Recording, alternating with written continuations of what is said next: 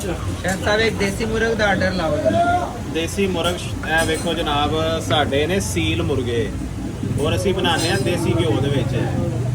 ਇਹ ਜਨਾਬ ਦੇਸੀ ਘਿਓ ਦੇ ਵਿੱਚ ਸੀਲ ਮੁਰਗੇ।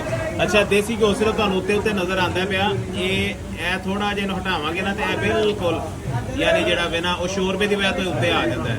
ਲੇਕਿਨ ਦੇਸੀ ਘਿਓ ਤੁਸੀਂ ਭਾਵੇਂ ਕੱਚਾ ਵੀ ਖਾਓ ਨਾ, ਖਾਲਸ ਹੋਣਾ ਚਾਹੀਦਾ ਹੈ, ਡੱਬਿਆਂ ਵਾਲਾ, ਕਰੀਮ ਵਾਲਾ ਜਾਂ ਹੋਰ ਨਹੀਂ ਹੋਣਾ ਚਾਹੀਦਾ। ਪਿਓਰ ਦਹੀਂ ਦੀ ਤੇ ਦੁੱਧ ਦੀ ਮਲਾਈ ਦਾ ਹੋਣਾ ਚਾਹੀਦਾ ਹੈ।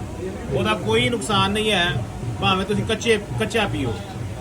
ਤੇ ਇਹ ਜਨਾਬ ਵੇਖੋ ਦੇਸੀ ਘਿਓ ਦੇ ਵਿੱਚ ਲੱਗਦਾ ਪਿਆ ਆਰਡਰ ਸਾਡਾ ਦੇਸੀ ਮੁਰਗ ਦਾ, ਔਰ ਇਹ ਬਿਹਤਰੀਨ ਦੇਸੀ ਮੁਰਗ ਰੈਡੀ ਹੈ। ਮੈਂ ਤੁਹਾਨੂੰ ਅਗੇਨ ਕਹਿ ਰਿਹਾ ਵਾਂ ਕਿ ਦੇਸੀ ਘਿਓ ਅਸੀਂ ਬਿਲਕੁਲ ਘੱਟ 10 ਕਿਲੋ ਗੋਸ਼ਤ ਦੇ ਵਿੱਚ ਸਿਰਫ 1 ਕਿਲੋ ਲਾਣੇ ਆ, ਲੇਕਿਨ ਇਹ ਨੁਕਸਾਨਦੇਹ ਨਹੀਂ ਹੈ, ਤੁਹਾਨੂੰ ਹੈਵੀਪਨ ਨਹੀਂ ਕਰੇਗਾ। ਇਹ ਤੁਹਾਡਾ ਡਾਈਜੈਸਟਿੰਗ ਸਿਸਟਮ ਜਿਹੜਾ ਉਹਨੂੰ ਬੂਸਟ ਕਰੇਗਾ, ਔਰ ਤੁਹਾਡਾ ਅਗਰ ਅੰਦਰ ਕੋਈ ਮਸਲਾ ਹੈ ਵੀ ਹੈ ਉਹ ਵੀ ਜਿਹੜਾ ਦੂਰ ਕਰੇਗਾ ਇਨਸ਼ਾਅੱਲਾ। ਮਿੱਟੀ ਦੇ ਬਰਤਨ ਦੇ ਵਿੱਚ ਖਾਣਾ ਔਰ ਦੇਸੀ ਘਿਓ 'ਚ, ਆਰਗੈਨਿਕ ਦੇਸੀ ਘਿਓ 'ਚ ਬਣਿਆ ਆ, ਸਿਰਫ ਸਵਾਦ ਦਾ ਸਟੀਕ ਸਨ। Thank you.